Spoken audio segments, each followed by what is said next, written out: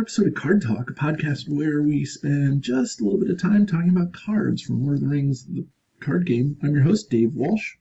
And I'm Grant Thompson, just along for the ride. And I'm Ted Bannock, and I love talking about cards. And today's episode is going to be filled with love, but it's also going to be a bit grim. Well, but it is Please not... just bear with it. You know please... what? Oh, just bear with us as we get to the card. Thank you. I don't think that our listeners should resolve to stay, to stay to the end. I think that that's something that they should not do. I think that they should bear with us and not resolve to stay. Right. Then they should stand fast, and be vigilant and a strong, sturdy heart and defense as we read our list of patrons to them. Yes. So, in all seriousness, we thank each and every one of our patrons. We're recording these couple of shows right after our Superlative February block, and it was just amazing to see the outpouring of support from new and veteran players alike in the community. So much so that we are now up to 30 some odd patrons, almost 40 patrons, and that is great for a little podcast that started, just over 3 years ago. We're just humbled and blessed to have everybody join us, and it's amazing. So thank you to everybody. And I'd just like to add, I'm going to interrupt you, David, in your little speech. The money is being used to, keep the lights on, and we throw it at the prize pool and throw it back to the community. And it is clearly not being used personally. Otherwise, David would have a much nicer hotel room. So maybe we'll start a separate Patreon level called Nicer Hotel Room Level for David. Yeah. Well, maybe we should just call it the house fund level so David can actually get himself his own house again. I've been sleeping on my in-laws' floor for 2 months now, so it's been a month and a half. So I'm ready to find a house, and we're ready for you to have a house. So it sounds like you're actually upgrading right now in your current accommodation. I'm telling you, I have a bed tonight, and I may not wake up until late tomorrow. Like, they may have to drag me out of this room. So. Sir, checkout. We charge you for another day because checkout was 6 hours ago. I'm fine with that. Sign me up. I'm sleeping on an air mattress in the basement of my in-laws' house. And I let me be honest, I'm thankful for the opportunity to live in my in-laws' house, but you do that long enough, and I'm sure that most of our married or in a long-term relationship people know that spending a long period of time with a whole bunch of family in a small-ish house is a challenge. So if you would like I know that very well. So if you'd like to get me out of this little itty-bitty hotel room and into a beautiful palatial Card Talk estate, please consider donating right here to patreon.com/cardtalk2018 and apply for the Dave Walsh Gets a Mansion category. It's only $1 million a month. It'll be fine. Taxes and fees extra. But no, seriously, thank you to everybody who does contribute to keeping the lights on in the podcast, like Ted said. And so I want to make sure that I give everybody their shout out. And I've been talking to a whole bunch of new patrons and veteran patrons alike, and it's just awesome. The small little community that we've gotten within the bigger LOTR community. So I'd like to thank. I'm going to try this in one breath. I did it last week, so now I'm going to try it again this week. Ready? Tony, Valentin, Eric, Dan, Moritz, Anders, Shane, Micah, Chris, Reagan, Robert, Brandon, Scott, Joe, Alex, Edmund, Peter, Niall, Carl, Vardane, James, Joshua, Matt, Russ, Justin, Jason, Robert, Kyle, Daniel, Mike, Robert, David, Sean, Lou, Philip, Joseph, Dominic, trying to read that and scroll it's tough. Normally, like they just usually just fit on one sheet. Now I'm gonna I was scrolling, and I get down to some of the patrons that have been around for a while, like Sean, Sean has been a very consistent patron. He listens to us on the YouTube or watches us on YouTube, and he's always like, "Good job, guys, way to go." And Sean, I can't wait till we cross paths again. So I'm very thankful for what you do. Anyways, well, Ted, I think that's our show, right? Aren't we ready to call it a day? We don't have anything really else to talk about. Again, it's sad that the show's kind of so empty, but we touched on all the topics that we wanted to. So yeah, tune in next week as we talk about more cards from the game. Have a good night, everybody. Yeah. Okay. That was great, guys. That was a good show, right? At least I nailed my Dave Walsh impression. Your outro, right? Yeah, you can edit that in at the end, right? You can just yeah. I don't need to do it now.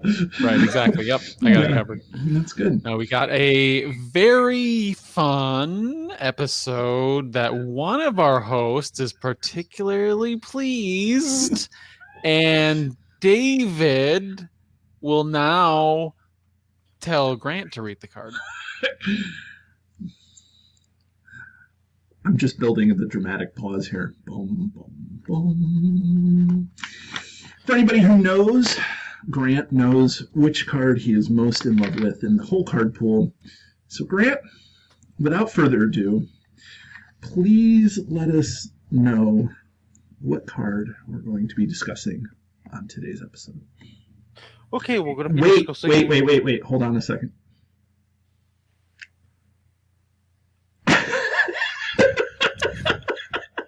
I'm just kidding. Go ahead. We're going to be discussing leadership EMR.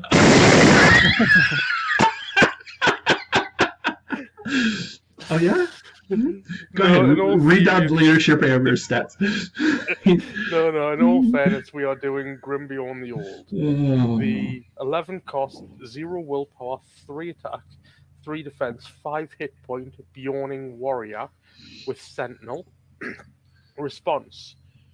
After Grimbeorn the Old defends an enemy attack, spend 1 resource from his pool to declare him as an attacker against that enemy and resolve his attack. The defending enemy gets -2 defense for this attack. Oh, wait, I had the wrong one up. I'm looking at this. It says Grimbeorn the Old does not exhaust to defend against troll enemies. Wait, what is this new Grimbeorn the Old that you speak of? I'm just kidding. I know you are. Right. So, in all seriousness, for anybody who is new or hasn't been around for long, Grant loves Grimbeorn the Old, and we thought it was important here to let Grant have.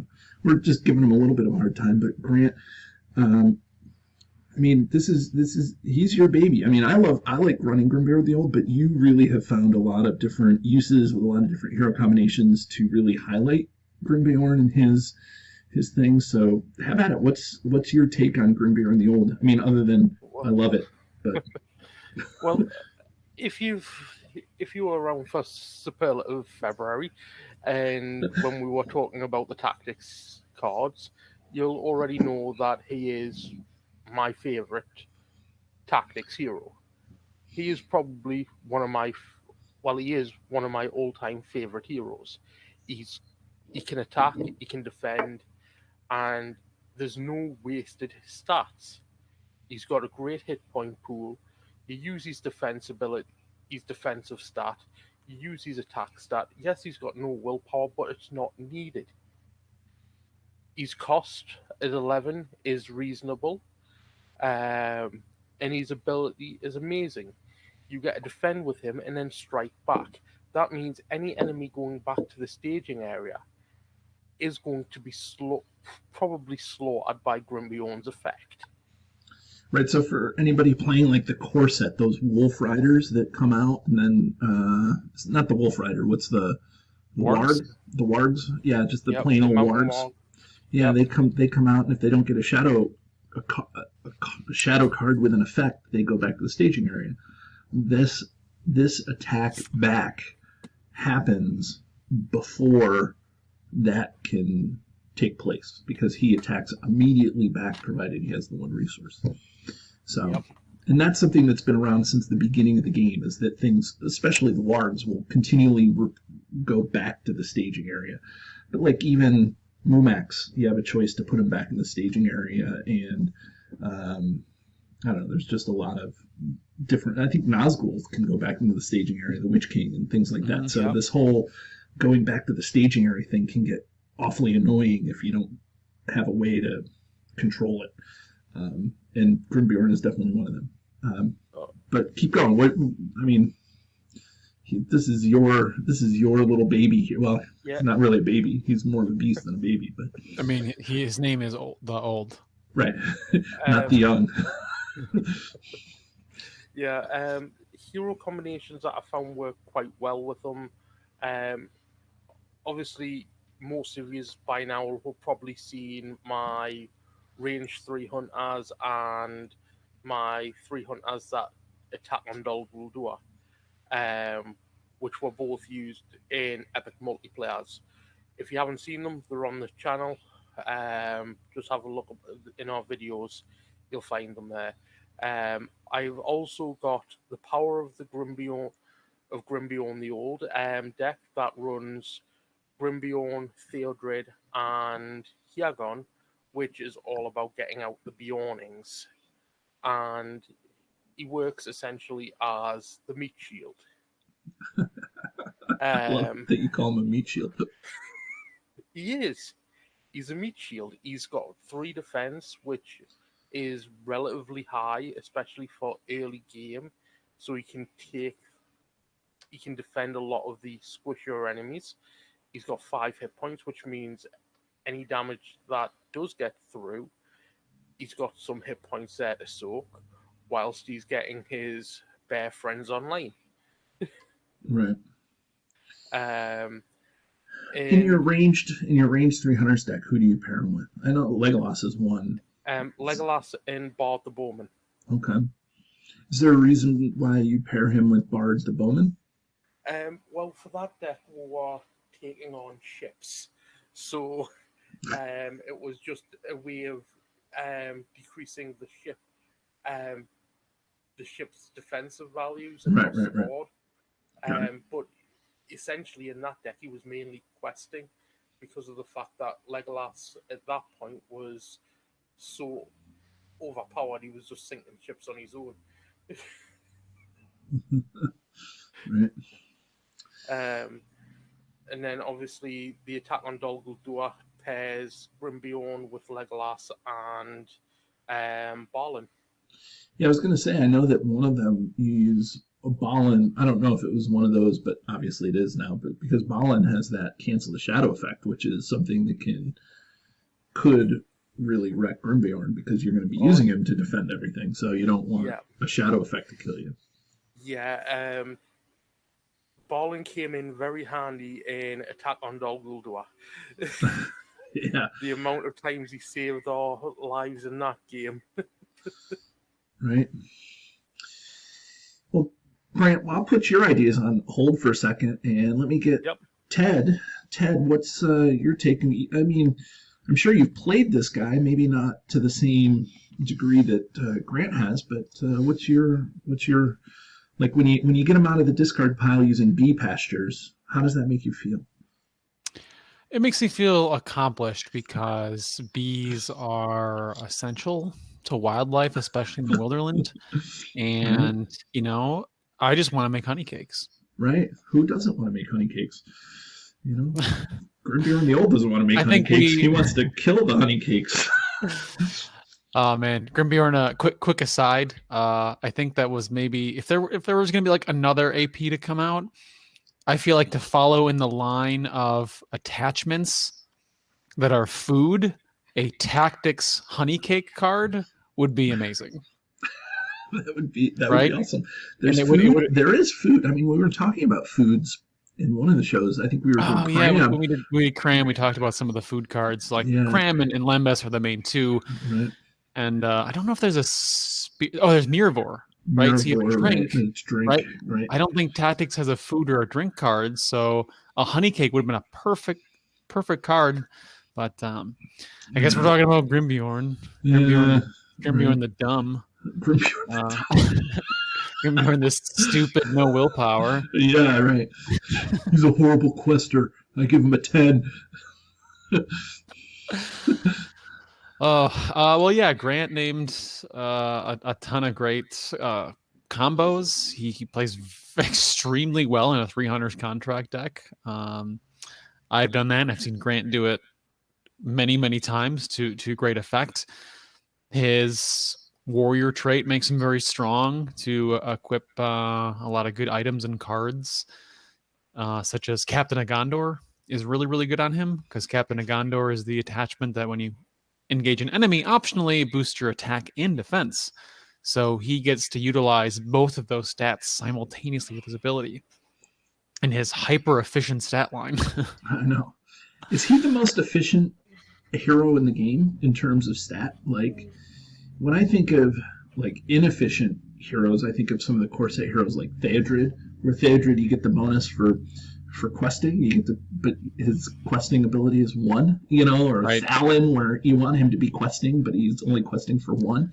Right. This guy, like, you want all the stats in attack, you want him in defense and hit points, and then secondarily you want him in attack, and that's where they all are. Right? Yep. His attributes are right where you want him to be. Yeah, he's action advantage, because by using his ability, he's attacking and defending at the same time. Right. So he's doing both roles. He, as you mentioned, David, he attacks as a response, which has certain interactions with the game. So maybe I'll cover that part of it.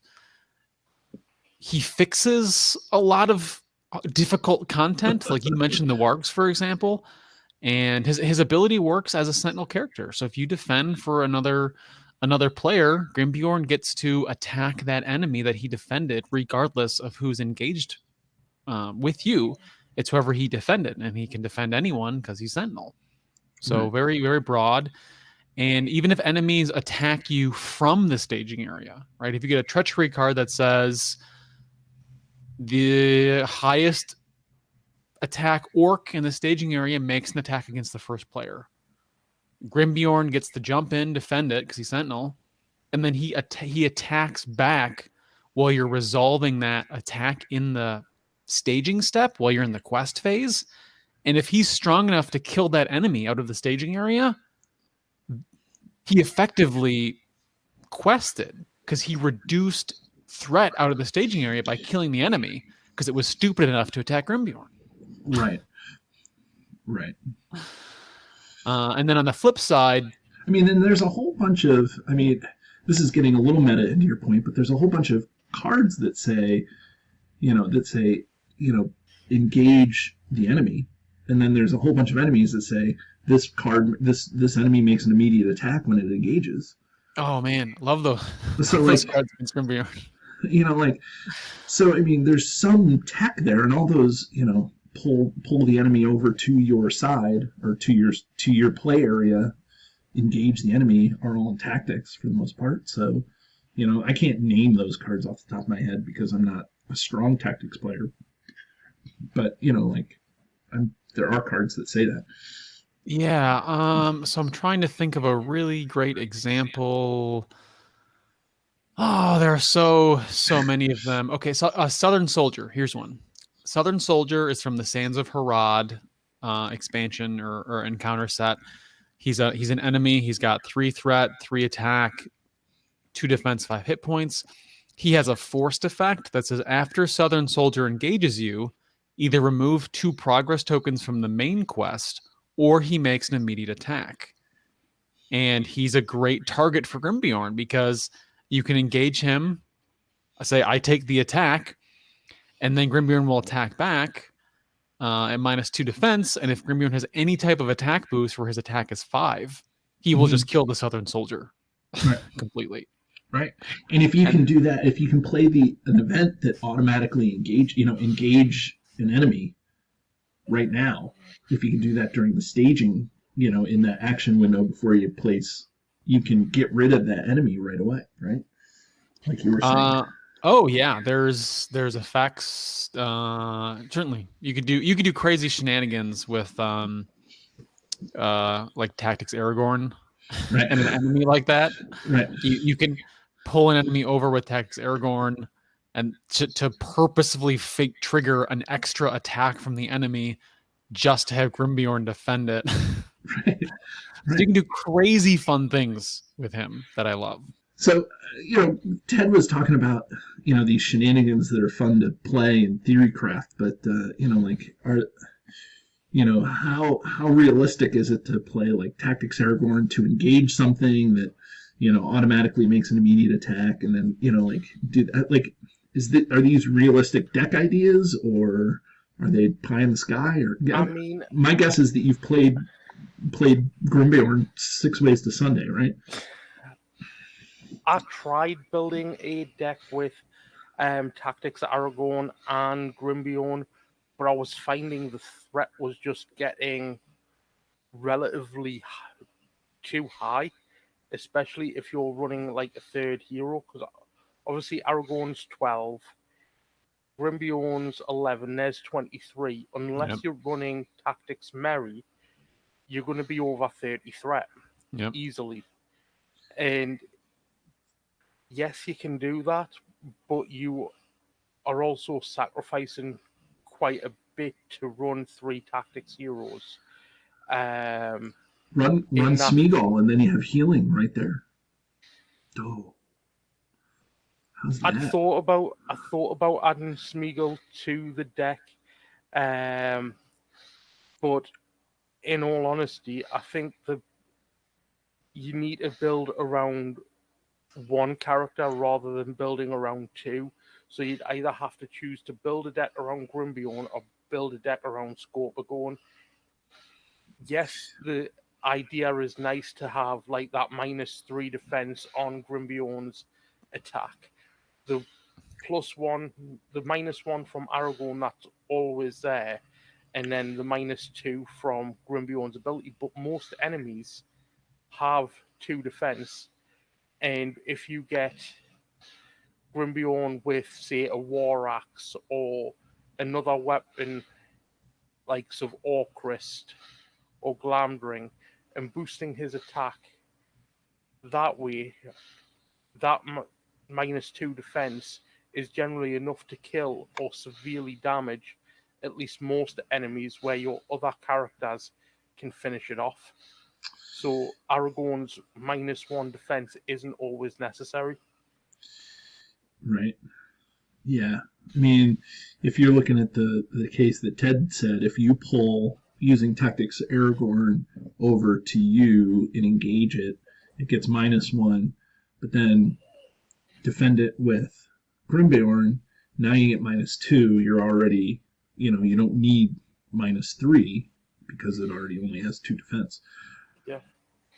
One of the things that I have done with Grimbeorn, I know that Grimbeorn is your baby, but I've played Grimbeorn. I like playing with hobbits, believe it or not. He's a great protector of hobbits. I found. Yes. But playing him with the One Ring and then playing Strength and Courage is really practically cheating. It's like if you want to play the game on easy mode, right? Yes, because I mean you're pseudo attacking everything for 9. Yes, because he gets double his attack, his base attack. He gets +1, and then he gets the -2 defense. I mean, you're killing a hill troll, first round without really trying. Yep. You have to defend the hill troll, which Grimbeorn can, and still have 2 hit points left over. And then, because you start the game with the Strength and Courage in your hand, I don't even know, all you need is 2 more attacks. So if you engage the hill troll the first round, and you have Sam and Grimbeorn can one-shot the hill troll in the first round. Done is fun. Yeah, I mean, my Attack on Dol Guldur deck originally had Strength and Courage, and it was just debating whether to put the One Ring on Legolas, the One Ring on Balin, or the One Ring on Grimbeorn, because all Right. three were relatively good targets. Now, in that game, I ended up putting it on Legolas. Hmm. Later games, I ended up putting it on Balin for that extra restricted attachment Right. slot being used. Right. And But he would be, and Grimbeorn would also be a good target for inner strength too, where you get to boost your yes, defense and cancel a shadow effect. Turns him into a crazy powerful Jabire. Right? yeah, definitely. And again, you've also got to consider threat management with that. Hmm. If you're running the One Ring, you've then got to be more mindful of who you're pairing with Grimbeorn, who Hmm. you're pairing with that hero, and can you keep your threat below 45? Right. And that's why he works so well, in my opinion, so well with hobbits. You Yeah, know, and I he mean, works. tactics A1 is always an awesome option too, because she starts with 6, and you can slaughter a couple enemies right off the rip with that combination. So Yeah, um, like I say, there are some brilliant options. I mean, you could go Tactics Eowyn, Scorpagorn, and Grimbeorn the Old for the right. same price as what you would have with Merry, but It's a it is very strong still, lineup. yeah, it is a very strong lineup. Not one that I've played around with, but I know there's a few decks out there that have done that lineup. Me, I like to splash a little bit of leadership or a little bit of spirit, or I haven't really messed around with lore, but splashing a bit of lore if you're not going for like a 3 hunters contract. I mean, people know me at the minute for just playing 3 hunters. It's what I like. Yeah. So yeah, I'm going to play it a little bit more often than playing a standard deck. Right. But at the same time, I am looking at other options to play with different heroes and different card types. Yeah. I mean, I guess the problem with Grimbeorn is he doesn't have any willpower, which Ted mentioned at the beginning. So in order to compensate that for somebody like me who's playing solo, like I need to make sure that I am getting willpower from some other place. And I know that the fourth 300s deck has willpower once you flip your contract, and you can do those sorts of things because you don't have ally. So they contribute willpower, but in other more general builds, you need to come up with a way to compensate for willpower, and that's where Tactics A1 comes in. But then in it's really hard to get action advantage when you're running a solo tactics deck. Like you're really stuck with like Rohan conditional readying, like Rohan Warhorse or something, something like that. So I mean, there's some limitations that are happening there. But Ted, I think it's important that when we're talking about Grimbeorn the Old and the second of the Beorning heroes, to talk about the Beorning trait. Like is the Beorning trait good?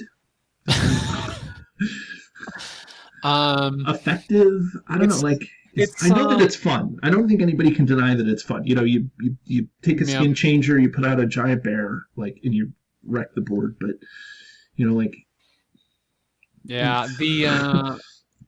Yeah, the Bjorning trait, it got a little love at kind of the end of the game when Grimbeorn came out, but it's not like a fully developed whole archetype, like Sylvan's or Noldor or Gondor, for It's a example. it's a sub archetype. It's something you pair with others to make it flourish. Yeah, yeah.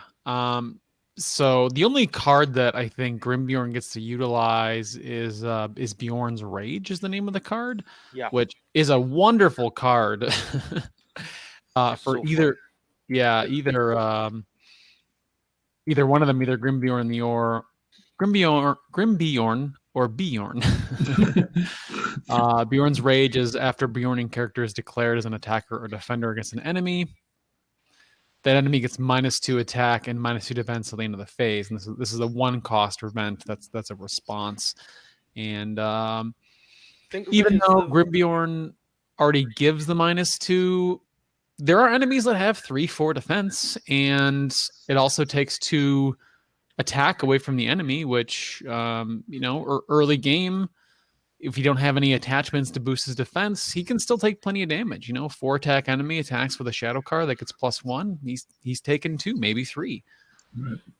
If you get a worse shadow card, depending on the scenario. So his 3 defense, the 5 hit points helps him survive, but you still gotta boost him up. You gotta strengthen his attack, strengthen his defenses to make him really, really efficient in what he does.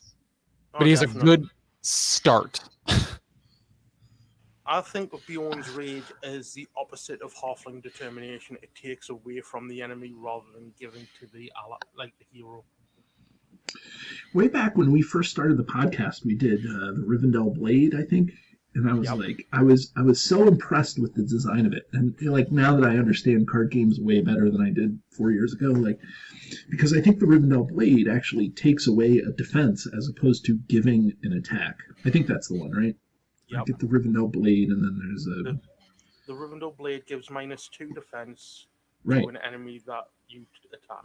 Right, and I just thought that was great in terms of card design because, like there's sometimes where that doesn't work if something's immune to player card effects and things like that. Like it's just an more interesting attachment, and so this is another one of those times that when you can take away from the enemy as opposed to boosting, it just creates for more interesting decision points throughout the game. Oh, definitely. And the only drawback to Grimbeorn is his resource. You have to spend his resource in order to get his effect. So any sort of resource generation like Orchrist, Steward of Gondor, Resourceful. Are you really putting Resourceful into play with this guy? Hey, stranger things have happened. I guess. Go Shadow and Flame. Right. Yeah, that's true. You could put Resourceful on him. But what I'm saying is any sort of resource generation actually helps Grimbeorn because a lot. Yeah. Right. Because if you're defending 2, 3, or 4 attacks around with Grimbeorn, he's going to need the resources there to smite his enemies. Right. Yeah. Steward of Gondor goes a long way because it also grants the Gondor trait. Yeah. Then when you put your Gondorian shield on Grimbeorn, he gets the conditional defense for having the Gondor trait, and then he goes from 3 to 5 defense. Right. Now he's ready to right, really high defense, and he keeps getting the resources to trigger his ability every round. Yeah, I mean, and Grant, maybe you can answer this too. In terms of the lore of the game, is Grimbeorn an actual character, or was this guy made up? No, he's an actual character in Tolkien's works. He's the son of Bjorn. He's the son of Bjorn, or his father? He's the son of Bjorn. Okay. And so I was just watching the Hobbit movies the other day, which is interesting, which requires its own probably discussion on some other podcast. But but I remember they were explaining that in the Hobbit movies that Bjorn was the only Bjorning that was left. Why is Azog the Defiler hunting you? You know of Azog? How? My people were the first to live in the mountains. Before the orcs came down from the north, the Defiler killed most of my family. But some he enslaved. Not for work, you understand, but for sport. Caging skin changers and torturing them seemed to amuse him. There are others like you. Once there were many. And now? Now there's only one. Not that the Hobbit movies were terribly accurate to the to the books and to the IP, anyways. But what do you mean? Remember when Smaug fought the dwarves and gold spilled everywhere? Yes. I remember that chapter. Right. When Legolas fell in love with Tauriel, but Tauriel had a torrid love relationship with Keely.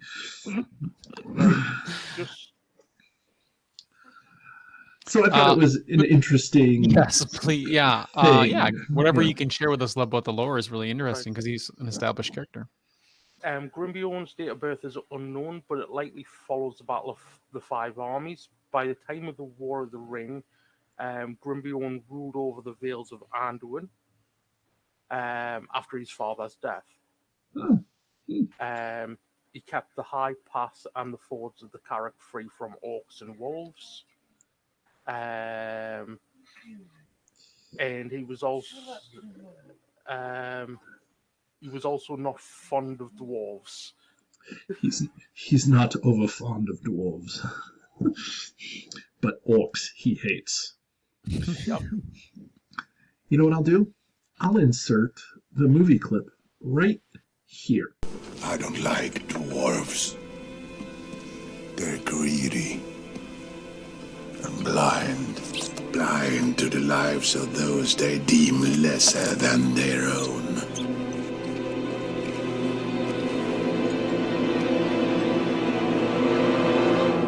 But orcs I hate more. Okay, so that was Grimbeorn, or that was Bjorn talking about how his fondness of the free peoples of Middle-earth. Yeah, I'm not sure. Well, I guess the orcs are not. Yeah, I don't get all his lore because I know that he was born. He's not a shape changer, right? Like only Bjorn has that ability, but he's his son, so I don't know how that whole heritage thing works. I don't know enough about that. So. As far as him having the shape changer trait, he's one of the Bjornings, so it's still in his blood. Whether or not he's able to shift into the bear is, as far as I'm aware, not being determined. Yeah, there's a lot of things that Tolkien left, like implied or not said. And Bjorn himself was kind of a mystery. Gandalf only knew so much about Bjorn himself, I believe. So there's a lot to be speculating. Yeah, I think even Gandalf's right. It was all speculation about Bjorn, so I think there's even less information about Grimbeorn. Yeah. Obviously, Bjorn was a semi-big character in The Hobbit. Grimbeorn was a footnote in the Council of, just before the Council of Elrond. Right. It was just spoken to Frodo by Gloin. Okay. To change gears a little bit, the first time we see Grimbeorn is that ally we made jokes about at the beginning of the show, but is the ally from the conflict of the Carrick. And how do I want to word this question? It's hard to compare the two, but what do I want to say? Does the objective? I mean, it's pretty obvious that Grimbeorn the Old is a pretty great tactics character. I mean, with a little shortcoming, no willpower. Is the Grimbeorn the Old objective ally? Does that do justice to the storytelling being told in that scenario? I guess is what I want to say. Yes, because it's Grimbeorn keeping his land safe from trolls. That was conflict at the Carrick.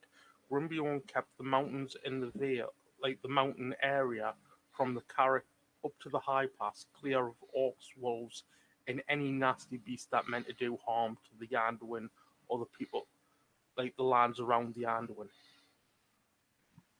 And so, I mean, is this what Caleb and the designers were trying to, to channel without going too hog wild? For those people who, haven't played Conflict of the Carrick, it's maybe one of the most revisited, first cycle quests, maybe next to Journey Along the Anduin, and you get to pull out and find Grimbeorn the Old with the bee pastures. There's a location called the bee pastures, and when you travel there, you get to find Grimbeorn the Old, bring him out in the staging area, and do all sorts of stuff. But so that was that reference. But Was this a way, as the designers were kind of finishing off the game and trying to tie up loose ends, do you think that they did justice to how they introduced Grimbeorn the Old? Are they parallel and adjacent, or are they just completely different? What's your take? I think they did justice to what they decided to bring out. They brought a powerful captive ally into the game that you hadn't seen since the first cycle. Obviously, brought in Grimbeorn, and he was a footnote in that quest. You can do it without Grimbeorn. It's easier with him. And when they reintroduced him in the Withered Heath, I was amazed that they, from a lover of Tolkien, the essence of Bjorn in the design of this card. Obviously, Bjorn's two iterations as an ally and a hero were both very powerful. Obviously, Bjorn with the 10 hit points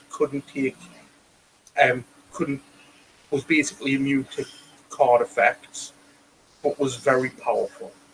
There's a whole archetype on that. Visit our episode on Bjorn with Dan. And then Ally Bjorn is one of the most powerful allies in the card pool, with that ability to raise his attack to 8.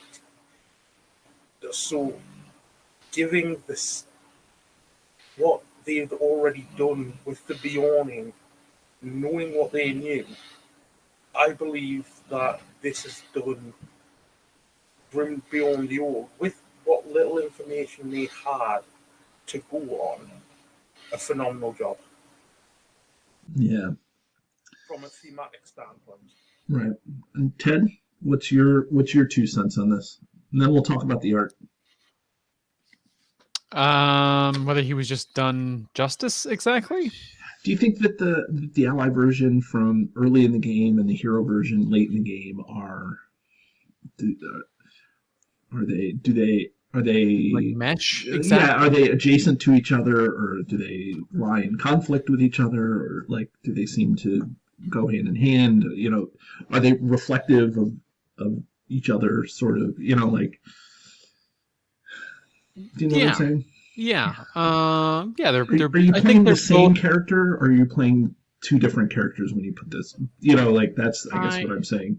Right. No, that's a good way to phrase the question, and I would say it's 2 different versions of the character in a very similar aspect, because they're both focused on defending, right? Where one doesn't exhaust to defend, and the hero version gets to trigger a response after he defends. So I think it really, both versions support the archetype that he is like the defender of the Vale, like of Wilderland, as Grant had mentioned in his character. So, and and fighting trolls and all the other evil creatures that are in that area.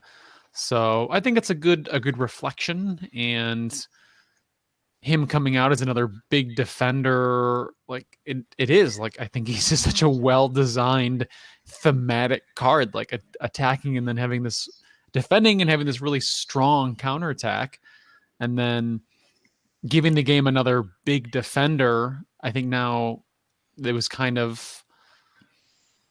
they kind of tied up that I guess loose end, where I thought there were, like, Baragon was, like, for such a long time, like, he's the defender, and then your other choice was, you had Erkenbrand had come out, and Elrohir had come out as kind of strong uber defenders, and then Grimbeorn and Spirit Dane kind of came up at the end of the cycle.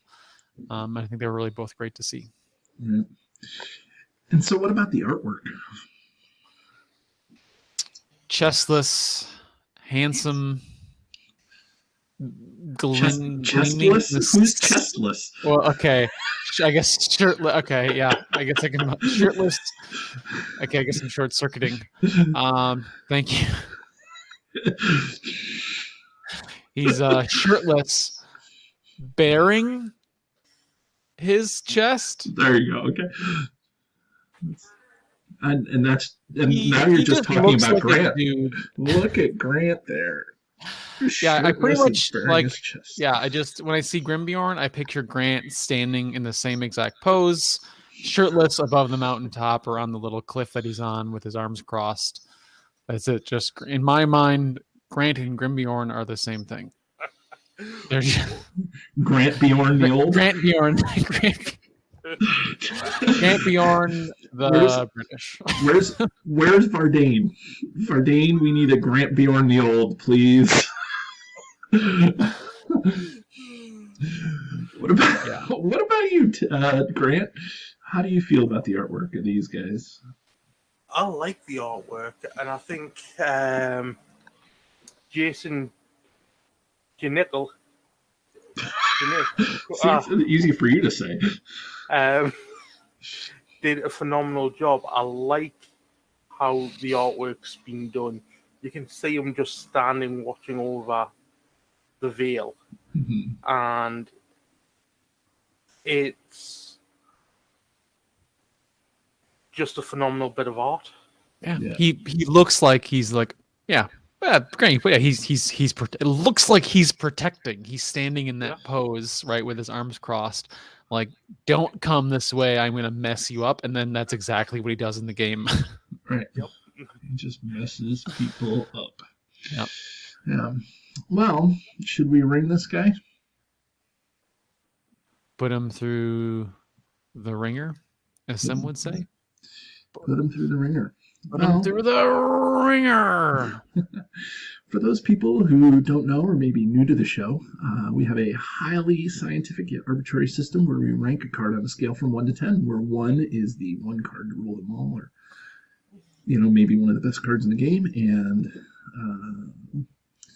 then a 10 is the card that we throw back into the fiery chasm from whence it was made, or maybe not a very good card at all. So that's how we rank a card, and I'm going to go first. Ted, we'll let you go second, and Grant, you can go third. So, so here's what I like. I like Grimbeorn for his action advantage, but one of the things that we didn't spend a lot of time talking about, but Grant did hit on, was that you need that one resource. And I feel like in tactics, that's always hard to come across. So while he's a great defender, I feel like it's a feel bad moment when you can't use his response. And not that it's not awesome to defend with three defense and 5 hit points. Like, that's great. But to not be able to use his response sometimes just makes me feel bad. And I also think that when I'm playing solo, this guy isn't as versatile as I need. Of course, you need a hero that can defend. Like, that's, the more that I talk to Ted, the more I realize, like, you need a defender. Like, you just need a defender when you play, or somebody that can absorb damage. And Grimbeorn is it, but the fact that, after the game develops, sometimes you need a hero. Sometimes you need to make a YOLO push. Playing solo, and a YOLO solo push, and Grimbeorn doesn't help that. He is tough. So I think he's in the top tier in terms of defenders, but I think he falls short in a couple of things for how I play, and so for that, I'm gonna give him a 4. So, Ted, how would you deal with Grimbeorn? He's really, really good at what he does. And David, you definitely mentioned his weak point is having to spend the resource, but it's a lot. It's usually worth it. And resources are, Grant mentioned, you pair them with leadership and done, right? You can get resources, a couple of Days Rising. We mentioned Steward. There's other cards that you can pass resources with. Aaron Rider, parting gifts. You can put a big pile of resources on them. Tighten our belts. Right? Tighten your belts. Yeah, if you didn't trigger it the round before, now you have twice as many you get to add on for the next turn. Mm-hmm. So it's quite strong, and he makes the cut as my defender in a lot of different decks because he multiplies, he occupies multiple roles. And I'm going to give him a 2 because he just rips through stuff. But yeah, not having his, like, if I want only to defend and not if I want to actually gain resources, Tactics Baragon is kind of a better way to go because he actually gains your resources by getting free attachments. And you don't have to worry about him taking as much damage, even from the get-go, with his higher defense. And I think I'll also mention the rules thing I wanted to discuss with him too. Just as an FYI, his response is a player card effect. So the downside is ability, which does happen in certain circumstances. If a enemy is immune to player card effects, you cannot trigger his ability to attack that enemy because they cannot be targeted. But he still is quite good because that's only, a handful of enemies at certain stages of certain quests that are immune like that. Okay, Grant, go ahead. 2.3. I'm giving him a 0.5. A 0.5? I don't even know what that is, but that sounds good. Wait, hold on. Does the UK have numbers that we don't have? Apparently. I think what he's saying is not 0.5. So whatever it is, it's not a 0.5. That's what it is. I'm giving him a 1. He's the best card in the card pool for what he does. And the thing with Grimbeorn is you don't need him to quest, even on a YOLO quest. Because he does attacking and defending, you've got 2 other heroes that you can use for questing. You don't need to worry about a hero for combat because you've already got Grimbeorn that can attack and defend. So if you really need something to give you that little extra boost, throw grappling hook on him so he can then attack. So then he can use his attack stat for questing. Yeah, grappling hook's a great pair. Yeah. One thing I will mention is a combination that I just recently started running in one of my decks is putting Diligent Noble onto Grimbeorn. So that way he gets a noble trait, so I can put ancestral armor onto him.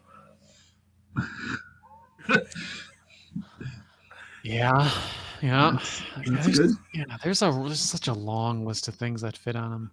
Yes, Yeah, I mean, Raymond of War seems to be really good right out the rip. Like Raymond of War, War Axe, Rohan Warhorse, Armored Destrier, Unexpected Courage, the ones we named for resource acceleration, anything gives them more hit points, hell, even a spare pipe. Yep. Right. All is good, and I've used 90% of them all. Yeah, so many. Hauberk of Mail is another one. Yeah. Like it's like endless. The list is endless for what works well on Grimbeorn the Old. That's what makes him so viable as a defender. You mentioned Baragon is like the tier was the grade 1 tier for defending up until Grimbeorn came out, and he was because he was the highest. He is the highest rated defending character, and you got free attachments with him for cost 2 or less. But Baragon also needed somebody to pair with to attack back. Grimbeorn doesn't. Grimbeorn does it himself. Right. That's what makes him better than Baragon. Yeah, and when you're running a high player count too, it's awesome to have both on the table. Like if someone plops down Grimbeorn, or even the same deck, if someone's like, I'm gonna run Grimbeorn and Baragon, I feel better about not taking Not attacks. everything. And Spirit Dying. Okay, great. Right? 1, 2, That's 3. fun. Yeah. Right. Starting with 84 threat, but I've run a 300s deck that's Grimbeorn. It's Grimbeorn, Erkenbrand, and Spirit Baragon, and it's just a multiplayer deck that defends. It's just defense. That's it. Don't give me ideas. It's a blast. Exciting. You put that down. Yeah, it's great. No, because I'm like, you guys can just do whatever, and I'll block everything. Right. Yeah. I'm like, I have 6 blocks with my action advantage. So unless we have more than 6 attacks, we'll be fine. Right. Anybody that knows my play style recently, Grimbeorn and Erkenbrand are my two main defenders at the minute. Right. Yep, very strong. Yeah, I mean, it's just... I have thought about putting them into a deck together, but at the same time, generally, I don't think it's needed. Now, if we were to go on a quest and say, do Mount Doom, I would definitely bring Grimbeorn, Erkenbrand, and either Beregond or Spirit Dane. Right. Spirit Dane. Just to get all the defenses, so that way everybody else can quest and attack, and all they need to worry about is me defending. Yeah. And as we wrap up the show, I just wanted to send a big special thank you out there. There's a community member who I met at Con of the Rings when I went, a year and a half ago, and his name is Bob, and Bob is a veteran of the game, but he's also a veteran of life. He's one of the maybe the oldest member of the community. I think he's in his. I want to generously say that he's in his 60s. He may be in his 70s. He told me how old he was, but I mean he's ageless like Grimbeorn the Old. He is ageless, but he goes by Grimbeorn the Old, but he is also a patron of the show. So as we wrap up the show, I think it's important, when we have a show that we're talking about Grimbeorn the Old, to recognize the community's Grimbeorn the Old. So, Bob, thank you so much for being a patron of the show. And everybody, thank you for listening to this episode of Card Talk, and we'll see you next time as we talk about more cards in the game. Have a great day, everybody. Do you love the content? Here's what you can do to stay connected. Become a patron. The money collected through Patreon goes into keeping the lights on here at the podcast. We love our patrons, and you can join at many different levels. Visit patreon.com/cardtalk2018. You can subscribe to us, whether you're watching our YouTube channel or you're listening to us in your favorite podcatcher. Hit the subscribe button to get notifications of all our new episodes. Didn't know we were an audio podcast? Find us by searching Card Talk to get access to our 120 plus regular episodes. Didn't know we were a video channel? Find us by searching Card Talk LOTR LCG on YouTube, and there you can find not only our regular episodes, but you can find our bonus playthroughs and other content related to the game. Want to get a hold of Ted, Grant, or myself? Feel free to email the podcast at cardtalk2018@gmail.com.